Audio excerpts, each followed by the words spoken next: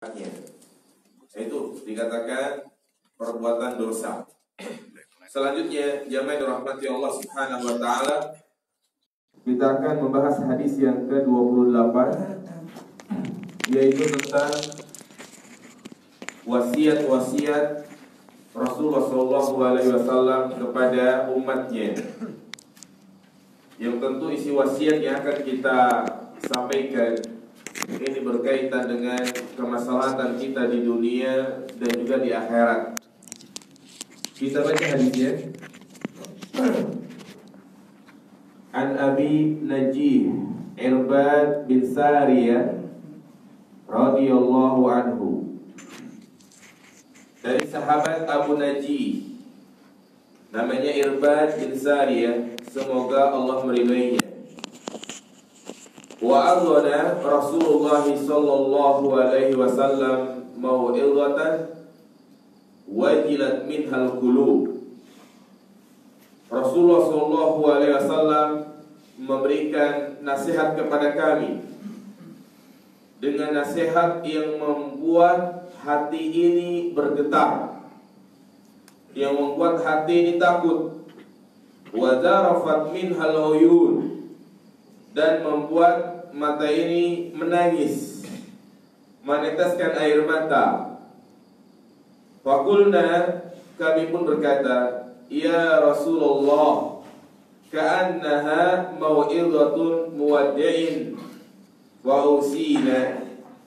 Wahai Rasulullah, sepertinya ini adalah wasiat dari orang yang akan berpisah. Maka wasiatkanlah kepada kami. Apa isi wasiat tersebut? Qala usikum bitaqwallahi azza wa jalla was-sam'i wa ta'ah wa in ta'ammara 'alaikum 'abdun. Aku wasiatkan kepada kalian untuk bertakwa kepada Allah, mendengar dan taat kepada pemimpin walaupun dia seorang budak. Fa innahu man ya'ish minkum ba'di fasayyara ikhtilafan katsira. Sungguh orang yang hidup di antara kalian sepeninggalku, dia akan melihat banyak perselisihan. Wa alaikum bisunnati wa sunnatil khulafa rasyidin. Maka wajib atas kalian untuk berpegang teguh dengan sunnahku dan petunjuk para khulafa ar-rasyidin. Adu 'alaiha bin nawarid, dan gigitlah dengan gigi geraham sunnah-sunnah tersebut. Wa iyyakum wa muhdatsatil umur, waspadalah, berhati-hatilah, jauhilah dari perkara-perkara yang baru dalam urusan agama. Fa inna kulla bid'atin dhalalatun, karena sesungguhnya setiap bidah itu sesat.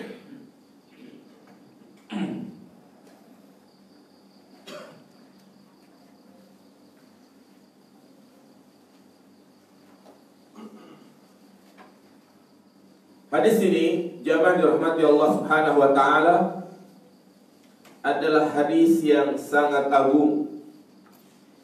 Berisi di dalamnya wasiat-wasiat yang sangat penting, di mana Rasulullah SAW mewasiatkan kepada para sahabatnya, dan juga wasiat ini berlaku umum kepada umatnya, karena yang menjadi patokan hukum adalah keumuman dari apa yang disampaikan oleh Nabi, bukan kepada orang yang ditujukan, kecuali jika memang ada kekhususan tersendiri.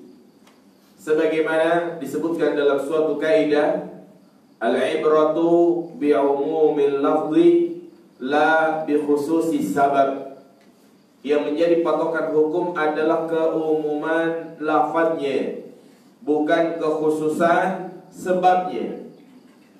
Walaupun nasihat itu ditujukan kepada beberapa para sahabat, tetapi kalau kita perhatikan lafadznya itu bersifat umum, maka berlaku juga kepada seluruh umatnya. Isi wasiat tersebut yang pertama yaitu perintah untuk bertakwa. Yang kedua, perintah untuk mendengar dan taat kepada pemimpin. Yang ketiga, Nabi mengkabarkan bahwa akan terjadi perbedaan pendapat. Artinya, perbedaan, perselisihan di tengah umatnya Nabi Muhammad SAW adalah suatu hal yang pasti terjadi. Ya, pasti terjadi yang namanya perbedaan. Kemudian Nabi SAW memberikan suatu solusi, yang ini juga menjadi wasiat beliau, yaitu kewajiban bagi kita untuk berpegang teguh dengan sunnah beliau dan juga sunnah para khulafa ar-rasyidin. Kemudian juga wasiat beliau di dalam hadis ini yaitu agar kita waspada, juga menjauhi perkara-perkara baru dalam agama. Karena itu nanti kita akan jelaskan, setiap perkara bidah itu merusak tuntunan syariat yang dibawa oleh Nabi kita Muhammad sallallahu alaihi wasallam. Dan dalam wasiat ini juga Nabi menyebutkan sebabnya, alasannya kenapa kita disuruh untuk menjauhi bid'ah. Karena setiap bid'ah itu adalah sesat. Jadi ada berapa wasiat jemaah? Yang 4. Nah, hadis ini adalah hadis yang sahih. Berkata Al-Imam At-Tirmidzi, hadisun hasanun sahih. Demikian pula ya, qala al-Hajj fil Mustadrak ala sahihain, as-sahihu laisa lahu illa. Jadi hadis ini adalah hadis yang sahih. Ya, sebagian mengatakan derajatnya itu hasan. Demikian pula Syekh Albani menjelaskan secara panjang lebar tentang hadis ini, yang menunjukkan bahwasanya para ulama hadis ya mensahihkan hadis yang baru saja kita baca. Namun anehnya di zaman sekarang ini ada sebagian orang yang mengatakan bahwa hadis ini adalah hadis yang lemah. Padahal sudah sangat jelas jalur-jalurnya, rawi-rawinya. Walaupun ada cacat tetapi tidak sampai menjadikan hadis itu lemah. Tapi ada sebagian ya orang yang berusaha untuk melemahkan. Tentu di balik itu ada tujuan. Apa tujuannya? Karena kalau kita perhatikan di dalam hadis ini terdapat tentang perintah untuk menjauhi bid'ah. Sehingga mereka yang melemahkan hadis ini tujuannya adalah agar orang-orang tetap melakukan kebid'ahan, memasarkan kebid'ahan. Itulah cara beragamanya pengekor hawa nafsu, yang mereka kadang mensahihkan hadis yang jelas-jelas dhaif dan mendoifkan hadis yang jelas-jelas sahih. Mereka selalu membawakan hadis-hadis dhaif yang mendukung kepentingan mereka. Seperti mereka selalu membawakan hadis agar murid-muridnya, jamaahnya itu betul-betul tunduk patuh kepadanya. Dia mengatakan, man qallada aliman lagi Allahu salima. Barang siapa yang berjumpa, barang siapa yang mengikuti seorang yang berilmu, mengikuti ustadznya, maka dia akan bertemu dengan Allah dalam keadaan selamat. Derajat hadis ini adalah maudhu, tapi mereka legalkan. Tujuannya agar jamaah itu mengikuti dia. Nah, ini hadis yang jelas-jelas sahih, tapi mereka melemahkan untuk mementahkan semua bid'ah itu sesat. Padahal yang mengatakan bid'ah itu sesat adalah Nabi SAW. Iya. kita jelaskan kalimat per kalimat agar kita mendapatkan faedah lebih banyak lagi. Hadis ini diriwayatkan oleh sahabat yang mulia, sahabat yang mungkin kita tidak banyak mengenalnya. Berbeda dengan Abu Hurairah, Aisyah, Ibnu Mas'ud, Ibnu Umar, Anas bin Malik, Sa'id al-Khudri. Karena memang mereka banyak meriwayatkan hadis. Tetapi Irbad bin Sariyah, ya, beliau meriwayatkan hadis hanya 11 hadis saja. Dan dia adalah sahabat termasuk, ya, Ahlus Suffah. Ahlus Suffah adalah sahabat muhajirin yang ketika hijrah ke Madinah tidak memiliki tempat tinggal. Akhirnya mereka tinggal di mana? Di masjid, di pelataran Masjid Nabawi, yang mana disebutkan sahabat yang termasuk Ahlus Suffah sekitar 70 orang. Ya, mereka rata-rata adalah orang miskin. Ya, jadi mereka sementara tinggal di pelataran masjid. Selain itu juga bertujuan agar mereka belajar, menuntut ilmu. Ya, diantaranya adalah Abu Hurairah, yang memang beliau bertabarruk, artinya mengkhususkan hidup beliau yang untuk belajar, menimba ilmu, ya, mempelajari hadis dan menghafalnya. Dan disebutkan bahwasanya Irbad bin Sariyah itu pernah ditolak oleh Nabi SAW ketika hendak mendaftarkan diri untuk berjihad. Itu pada peristiwa perang Tabuk, ya, di mana Rasulullah SAW mengerahkan pasukannya untuk melawan pasukan Romawi. Yang mana perang tersebut adalah perang di antara peperangan yang paling berat. Pertama, lokasinya jauh.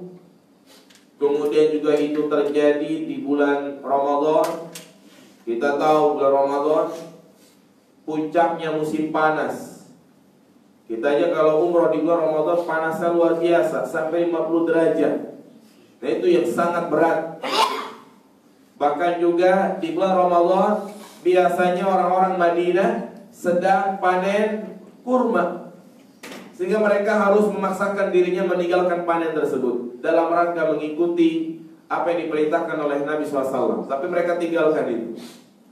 Ya, bahkan juga di perang Tabuk ini adanya usaha-usaha orang-orang munafik yang menggemboskan semangat para sahabat, sehingga ada sebagian yang pulang. Nah, di antara sahabat yang mendaftarkan dirinya untuk perang Tabuk adalah Irbad bin Sariyah, tapi ditolak. Kenapa?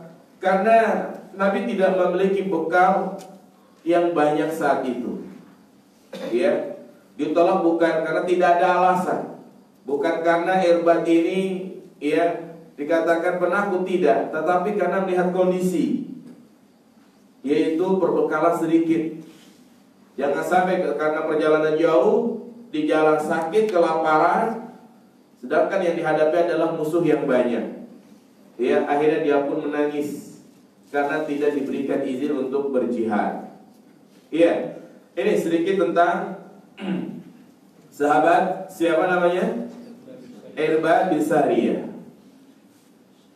Tentang kedudukan hadis ini, ada beberapa para ulama yang menjelaskan, seperti diantaranya Al-Imam Al-Ajuri dalam kitabnya Arba'una Haditha, ya, termasuk yang dibawakan dalam kitab tersebut adalah hadis ini.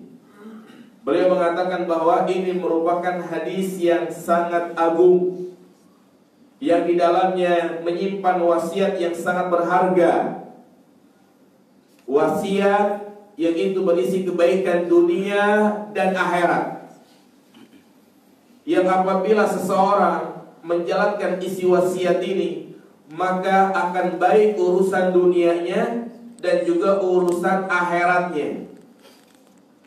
Dua wasiat ini berkaitan dengan kemaslahatan baik dunia maupun akhirat. wasiat yang itu kebaikan untuk urusan akhirat adalah takwa. Takwa. Adapun wasiat yang berkaitan dengan kebaikan dunia yaitu apa? As-sam'u wa ta'ah. Taat dan mendengar kepada pemimpin. Ya. Kenapa Nabi SAW memerintahkan seperti ini?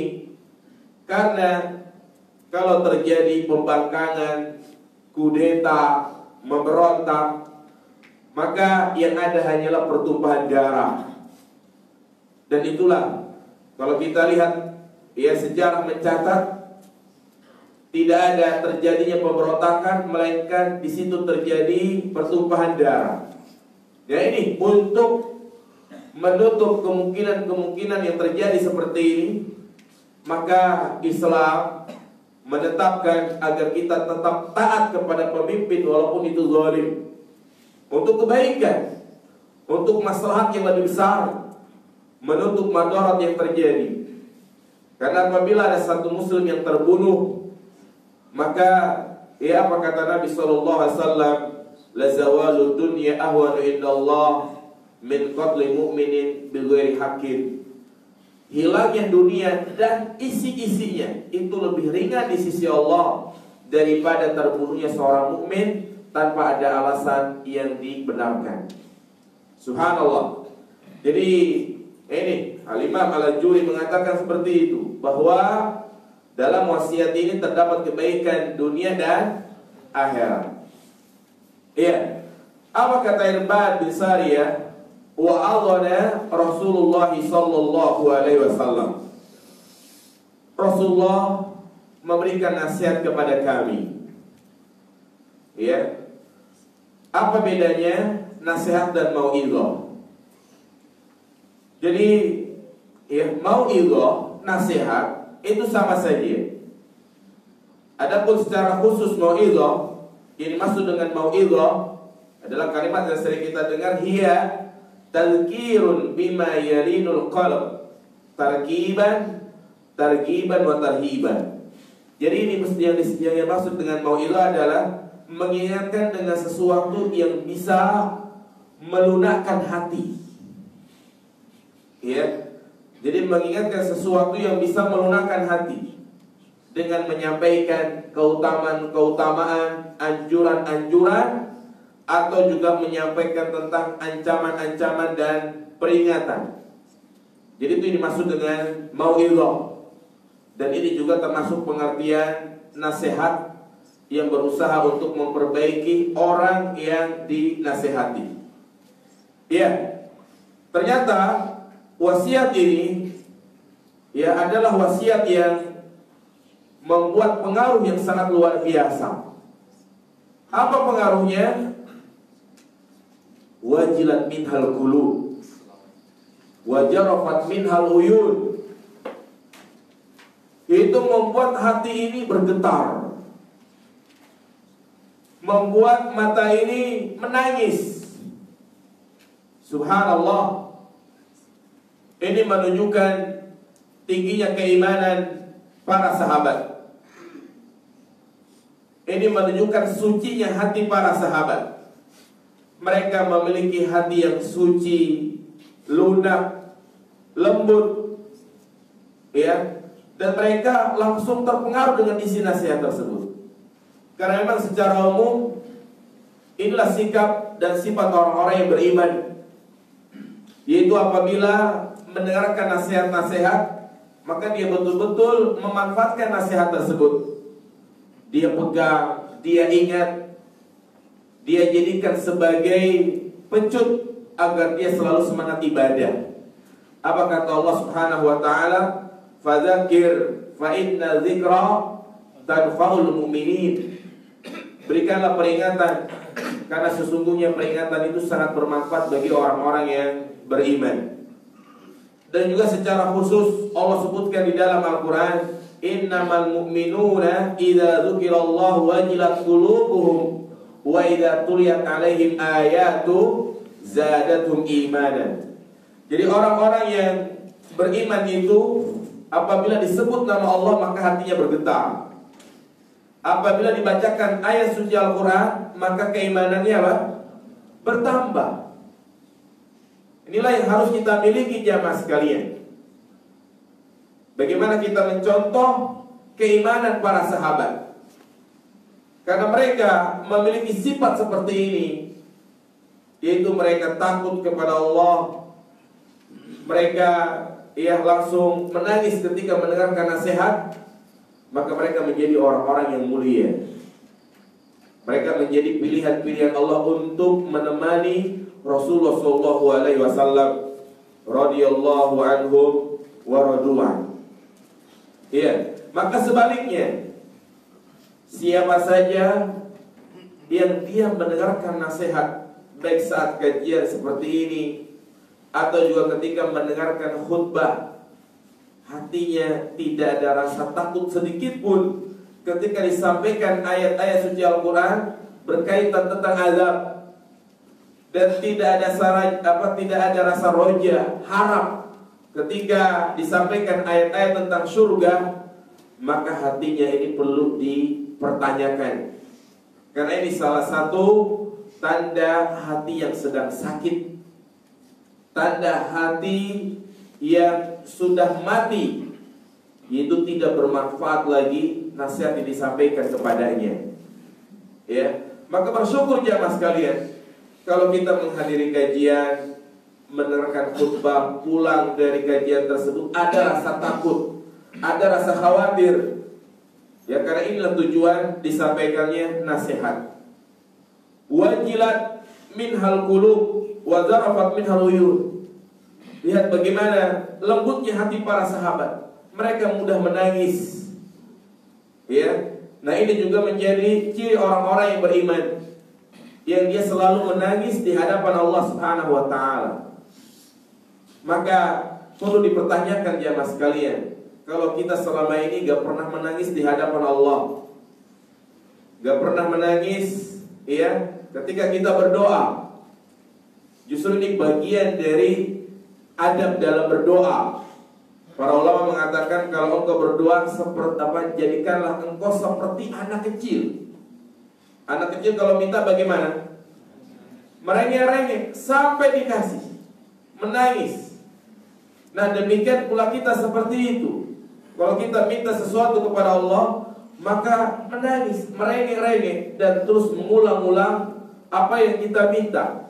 Jangan bosan. Ud'ullaha wa antum muqinuna bil ijabah.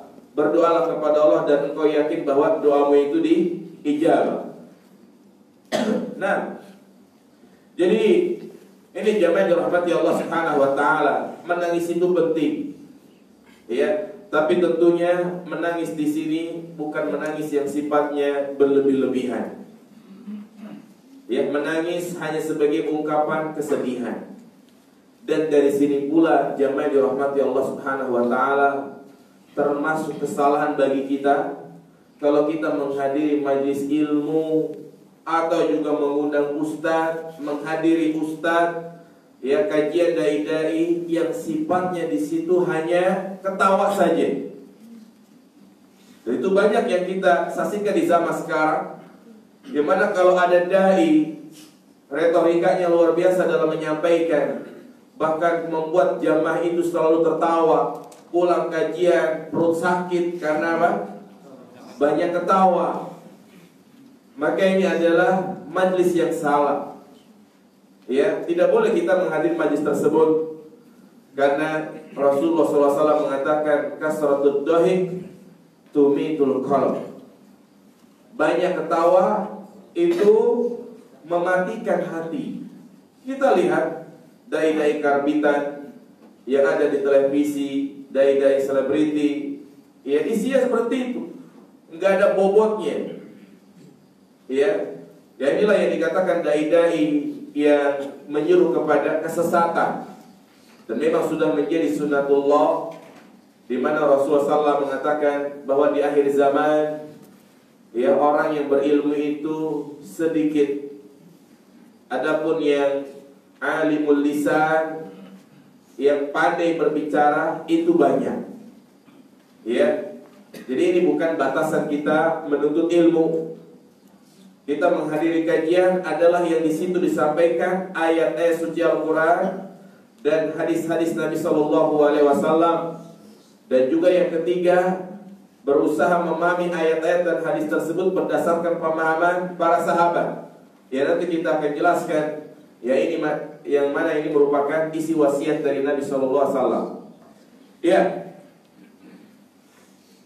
kenapa para sahabat menangis ya mas sekalian? Selain ya beliau mereka terpengaruh dengan isi wasiat tersebut, dan juga mereka menangis karena Rasulullah seakan-akan berpamitan.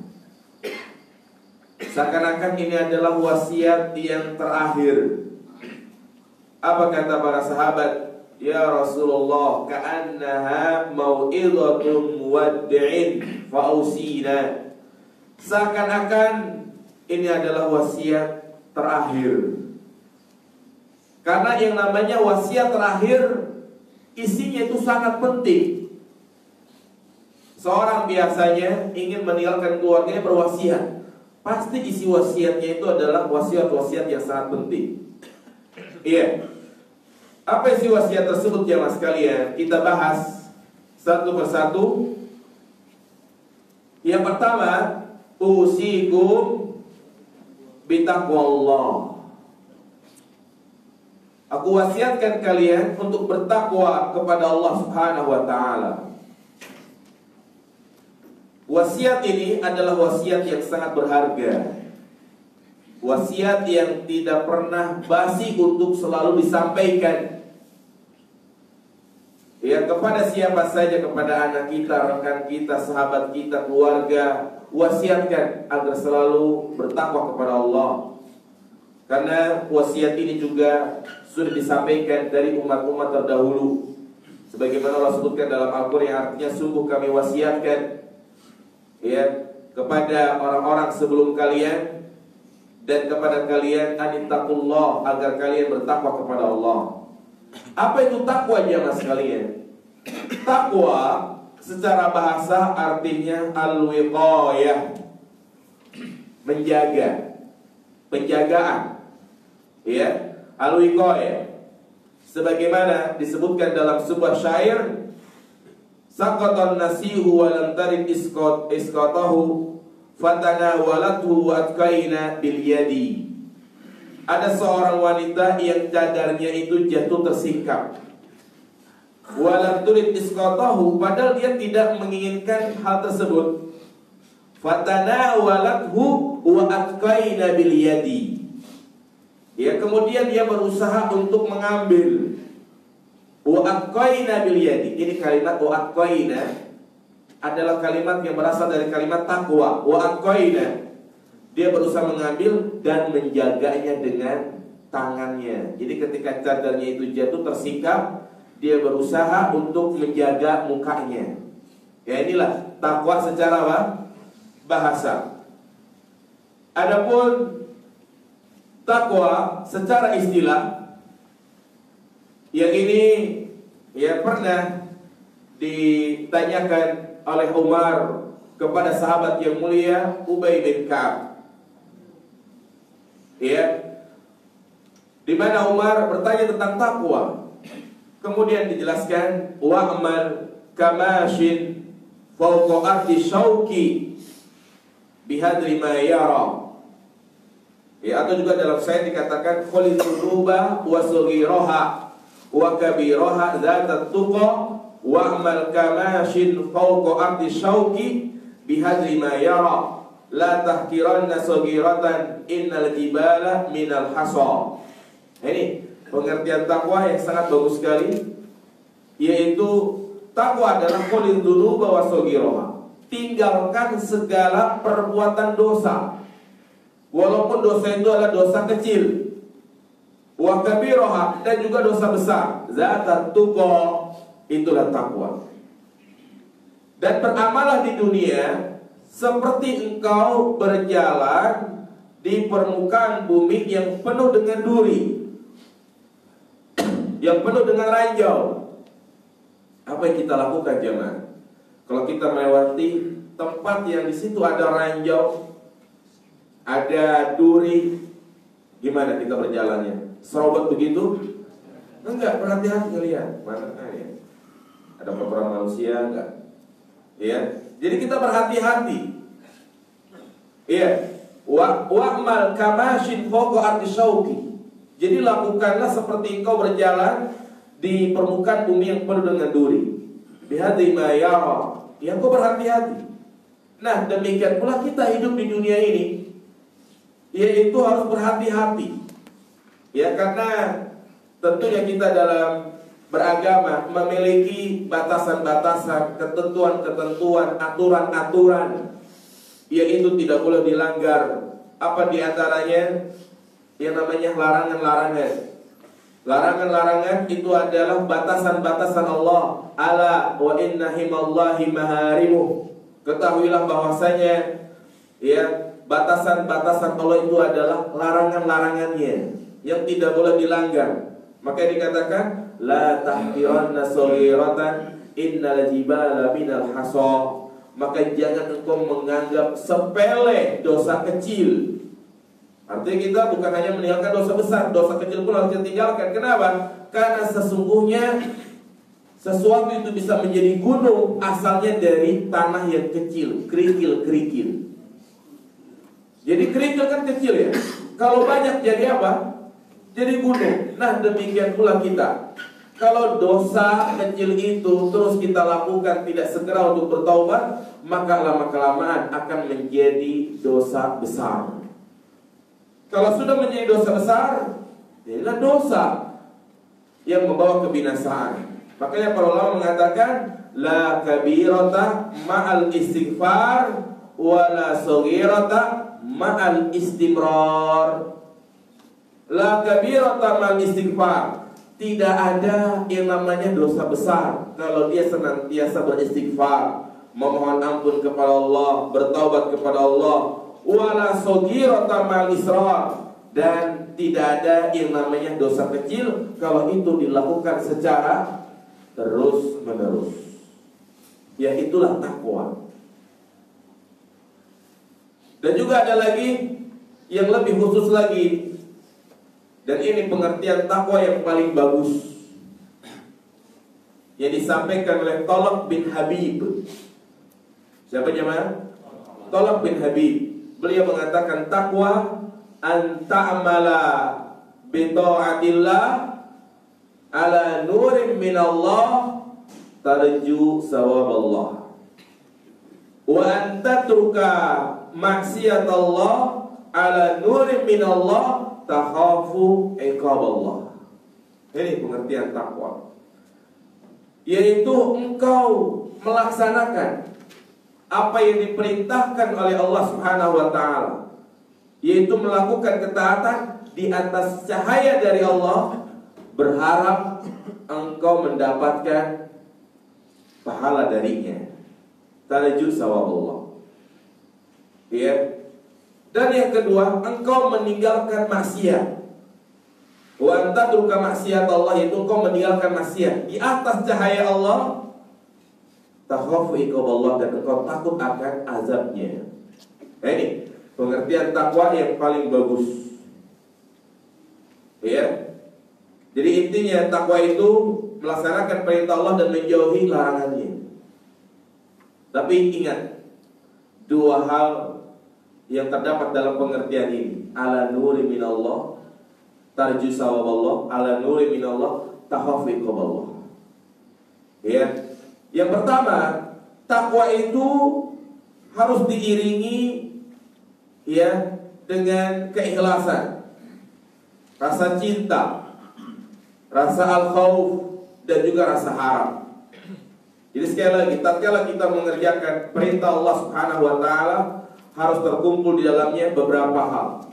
Yang pertama adalah keikhlasan, dan yang kedua adalah mahabbah, cinta kepada Allah.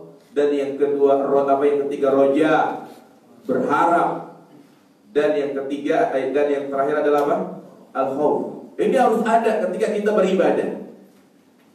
Tidak boleh hanya salah satunya.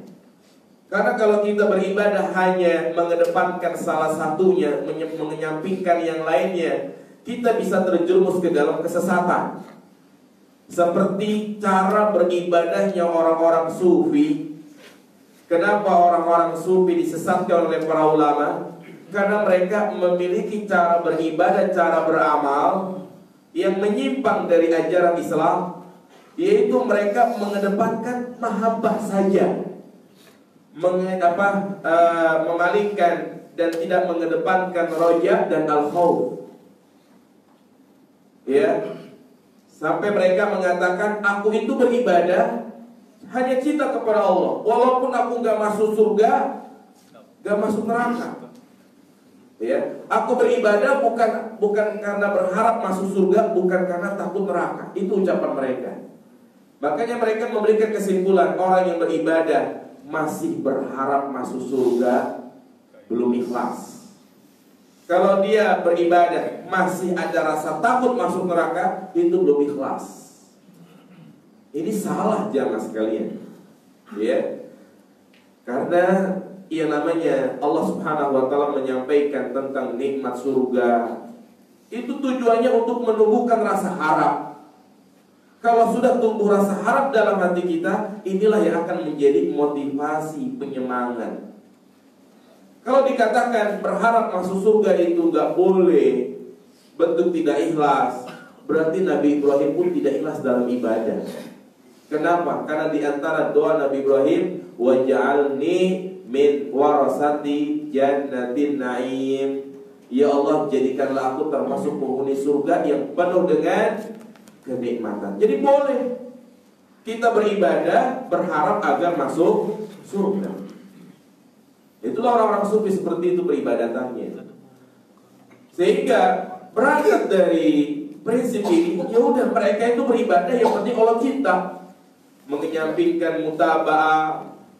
Yang mereka lebih mengedepankan bisikan-bisikan hati, mengikuti perasaan, mengikuti mimpi yang terjadi di malam hari.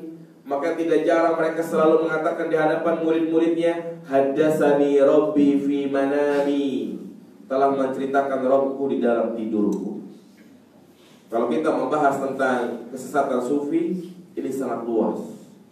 Jadi intinya, takwa itu kita dalam mengerjakan amal soleh harus menghadirkan ikhlas, al-khauf, al-mahabbah, ar-roja. Apa kata para ulama salaf? Barang siapa yang beribadah, yang dia hanya mengedepankan rasa cinta, berarti dia termasuk orang zindik dan juga termasuk orang-orang sufi. Barang siapa yang beribadah hanya mengedepankan rasa ar-roja, mengenyampingkan rasa al-khauf dan yang lainnya, berarti dia terjerumus ke dalam pemahaman murji'ah. Karena orang murji'ah seperti itu. Orang murji'ah, pokok akidah mereka adalah orang yang beriman, mau beramal, mau maksiat, imannya itu tidak berkurang. Artinya, ya nggak pengaruh dengan maksiat yang dilakukan, pasti masuk surga. Barang siapa yang beribadah hanya mengedepankan rasa al-khauf, maka dia telah terjatuh kepada pemahaman khawarij. Barang siapa yang menggabungkan semuanya, mahabbah, al-khauf, ar-roja, maka dia adalah muslim muwahhid. Ya. Nah, ini poin yang pertama. Kemudian dikatakan dalam pengertian tersebut, ala nuri min Allah, di atas cahaya dari Allah. Jadi melaksanakan perintah, menjauhi larangan Allah, itu harus betul-betul di atas cahaya Allah. Apa itu cahaya Allah? Mutaba'ah, mengikuti apa yang diajarkan oleh Nabi SAW. Itulah yang namanya kebaikan. Ya. Nah, ala nuri min Allah. Dan juga faedah dari pengertian ini, ya, maka kita harus betul-betul mengedepankan yang itu adalah perintah Allah dan menjauhi larangannya. Yang mana perintah Allah itu ada dua, baik yang bersifat wajib dan yang bersifat sunnah.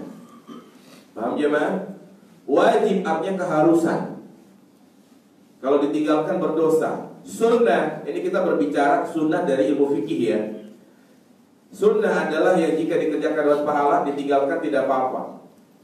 Perkara yang dilarang pun ada dua. Ada yang sifat haram dan ada yang sifat apa? Makruh. Maka orang yang bertakwa itu dia tidak memandang mau wajib, mau sunnah, dia kerjakan. Mau itu haram ataupun makruh, dia tinggalkan. Jadi nggak ada dalam hatinya itu mengatakan, itu mah cuma sunnah, itu mah cuma makruh, nggak apa-apa. Ya.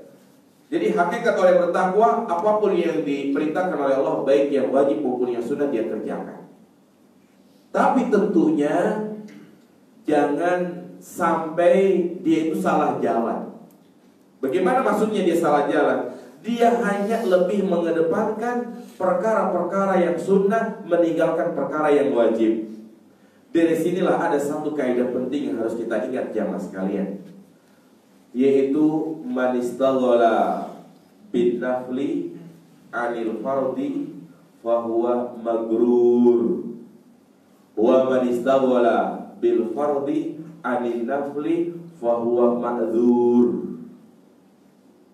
Ya, barang siapa yang sibuk dengan perkara-perkara sunnah sementara dia meninggalkan perkara yang wajib, maka inilah orang yang tertipu. Yang kedua, barang siapa yang sibuk dengan perkara yang wajib sampai dia meninggalkan hal-hal yang sunnah, fahuwa ma'dzur, maka dia dimaaf, enggak apa-apa kayak begini, Pak. Paham ya Mas sekalian kaidah ini? Ini penting.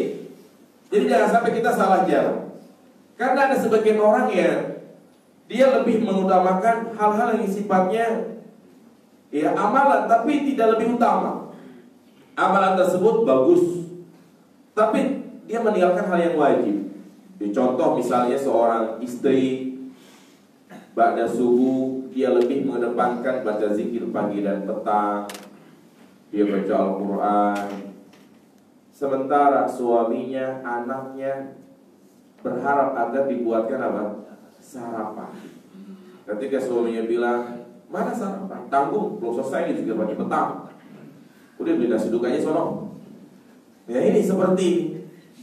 Dia pasti berharap mendapatkan pahala seperti haji dan umroh, ini mendapatkan pahala dan yang lain. Tapi kalau dia meninggalkan kewajibannya sebagai seorang istri, magrur, itulah orang yang tertipu. Ya.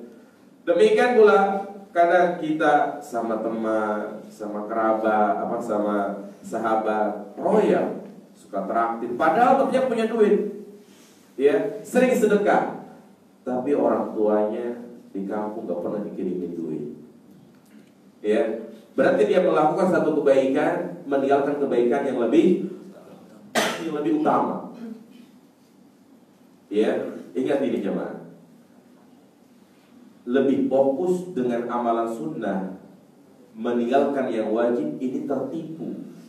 Apalagi orang yang lebih mengedepankan amalan bid'ah, meninggalkan yang sunnah, meninggalkan yang wajib, ini lebih apa? Tertipu. Ya, itulah yang kita lihat. Kadang banyak saudara-saudara kita yang mereka lebih mengedepankan amalan-amalan yang bid'ah. Baca surat Al-Ikhlas setiap hari 1000 kali, baca salawat Nabi yang di malam hari sekian kali, baca zikir ini dan yang lainnya. Ya, ini yang sifatnya tidak diajarkan oleh Nabi. Sementara yang sunnah-sunnah yang dianjurkan mereka tinggalkan. Seperti ya zikir pagi dan petang, baca Al-Quran, zikir-zikir yang lainnya dia nggak baca. Zikir ketika masuk pasar, zikir keluar rumah, zikir memakai pakaian, zikir ketika turun hujan, zikir ketika ya terdengar petir. Semuanya ada zikir-zikirnya. Kita kalau mau mengamalkan zikir-zikir ini 24 jam, habis ke waktu kita? Habis. Artinya yang sunnah aja belum dia kerjain, sementara dia sudah mengerjakan hal-hal yang baru dalam agama. Ya ini lebih tertipu lagi. Ya. Jadi itu jamaah sekalian, jangan sampai kita tertipu dalam beribadah ataupun dalam beramal.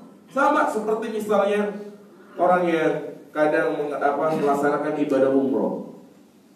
Yang mana kita umroh biasa 9 hari di Mekah, 4 hari dibanding 3 hari. Nah ini kadang 4 hari ada orang di Mekah itu, saya lihat kalau ketemu sama dia selalu memakai pakaian ihram. Ya, mau makan, sarapan, makan siang pasti pakai pakaian ihram. Ya, tapi rambutnya tetap panjang. Paham gak jemaah sekalian? Jadi selama 4 hari di sana dia pertama umroh, tawaf, sa'i, tahallul, dia potong dikit. Sampai di hotel tidur istirahat, berangkat lagi ke Tanim, ke Mikot, dia umroh lagi, tawaf, sa'i. Terus sampai ya dia itu melaksanakan 5 kali umroh. Umroh untuk orang tuanya, bapak ibunya udah meninggal, umroh untuk ya kakek neneknya, umroh untuk anaknya, umroh untuk janin yang dalam perut. Ya, nah ini salah satu ya kesalahan.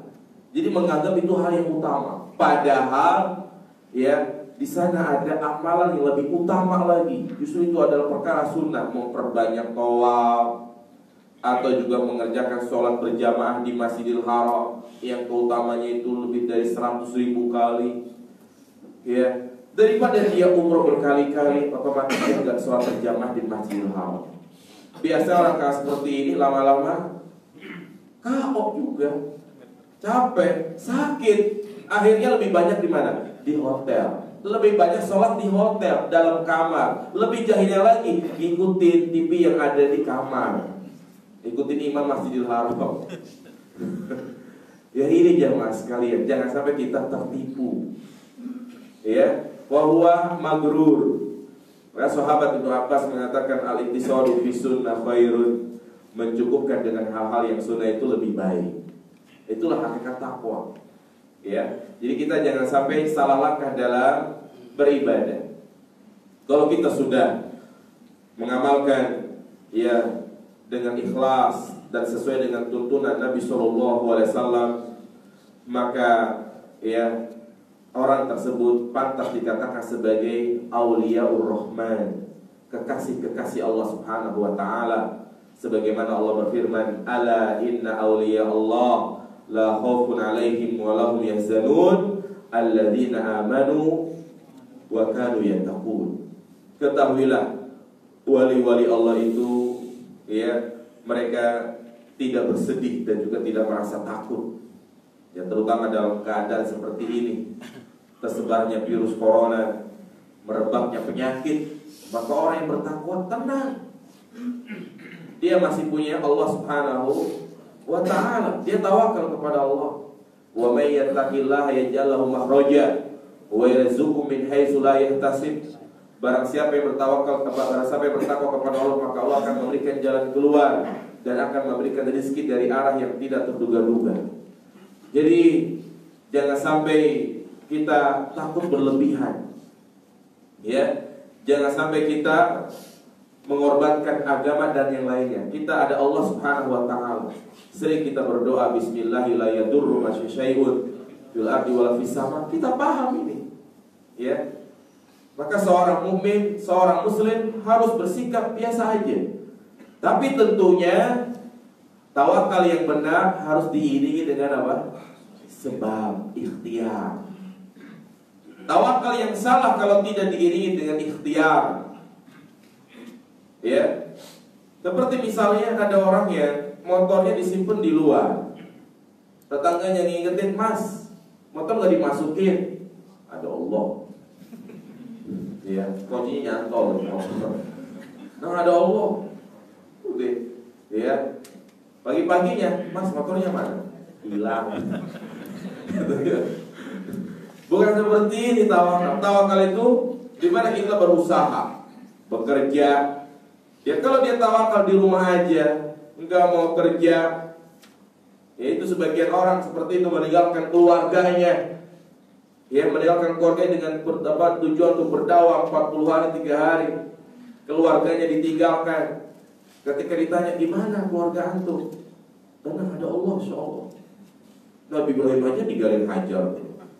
Nabi apa? Siti Hajar Ismail hidup. Ya, itu kalau saja mas sekalian. Ya, naam dia mendapatkan rezeki tapi harus mengemis, minta-minta. Jadi intinya sama seperti sekarang ini, ya, dengan himbauan-himbauan dari pemerintah untuk selalu menjaga kebersihan, mencuci tangan, pakai masker, ya, untuk tidak keluar dari negeri kita, ya, tidak banyak jalan-jalan, tidak mengunjungi tempat-tempat keramaian. Nah, ini bentuk tawakal, sebab, ya, makanya ada celotehan di Twitter katanya negara bertauhid, tapi yang Ka'bah pakai ditutupi. Ya kan sekarang kan ditutup itu kan. Ya, bahkan umroh nggak boleh. Katanya negara tauhid. Ya, justru dengan adanya kebijakan seperti itu, pemerintah Arab Saudi menutup semua kedatangan dan negara lain, menutup visa umroh, dan juga Ka'bah dibentuk seperti itu bertujuan agar tidak terjadi madarat yang besar. Ya, sahkah kita tawaf tanpa megang Ka'bah, tanpa mencium Hajar Aswad? Sah, karena yang wajib adalah tawaf. Adapun cium Hajar Aswad, pegang rukun Yamani, kemudian menempelkan badan kita di multazam untuk berdoa, sholat di belakang makam Ibrahim, semuanya itu apa? Sunnah. Dan sunnah ini gak apa-apa kita kerjakan kalau ternyata ada madarat yang besar. Karena memang yang namanya virus-virus itu banyak berkembang di sana. Bukan berarti kita menyalahi hadis yang Nabi mengatakan, ya, bahwasanya Mekah Madinah itu dijaga oleh malaikat sehingga tidak dimasuki oleh wabah terjaga dari wabah taun dan dajjal. Nah, hadis itu sahih. Tetapi jangan sekali kadang virus itu datangnya dari mana? Dari luar. Ya, terbawa. Dan memang di sana yang namanya kerumunan orang berebut Hajar Aswad, yaitu akan menyebabkan banyak penularan. Dan ini sesuai dengan hadis Nabi SAW, yang mana apabila ada suatu negeri yang terkena wabah, maka kita tidak boleh mendatanginya. Dan mereka yang ada di situ jangan kemana-mana. Dan juga Nabi mengatakan, jangan engkau campur unta yang sehat dengan unta yang sakit, karena khawatir tertular. Ya, jadi itu sebagai ikhtiar, sebagai sebab. Tapi tetap kita mendapatkan ya tawakal kita kepada Allah Subhanahu wa ta'ala. Yang kita memohon kepada Allah agar kita ya terhindar dari virus yang ganas ini yang sudah banyak memakan korban. Ya, terus kita ikuti arahan-arahan pemerintah, ya, himbauan-himbauan dari pemerintah setempat. Ya, tentu mereka juga memiliki pertimbangan.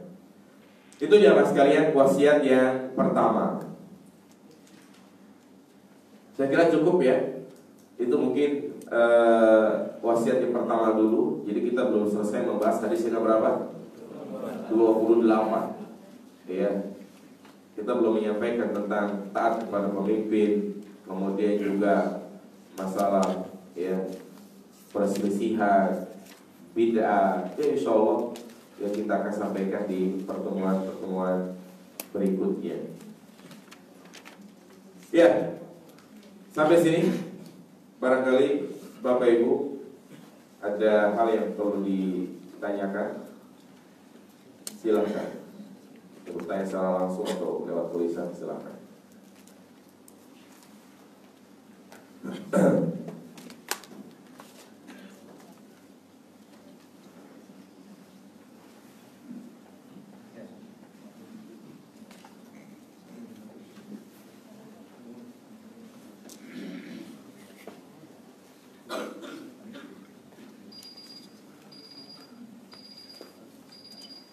Ada nggak? Insyaallah paham jelas semua ya. Nah, jadi itu mungkin apa yang bisa kita sampaikan. Tentu materi-materi yang saya sampaikan itu ya adalah materi dasar kita dalam beragama, dalam beribadah, yang terus kita ingat walaupun kita sering mendengar kaidah-kaidah tersebut ya, tetapi ya namanya ilmu bukan hanya untuk dicatat, dipahami, tapi berusaha untuk mengamalkan. Insya Allah kita akan bahas di pertemuan yang akan datang tentang ya taat kepada pemimpin, kerusakan-kerusakan bid'ah, dan juga solusi kita dalam menghadapi suatu perselisihan. Ya. Nah, demikian. Subhanakallahumma bihamdika asyhadu an la ilaha illa anta astaghfiruka wa atubu ilaik. Assalamualaikum warahmatullahi wabarakatuh.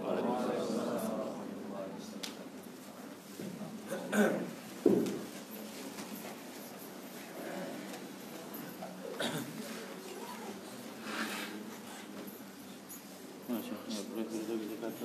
Nggak boleh beredar ke Jakarta. Nggak ada duit lah.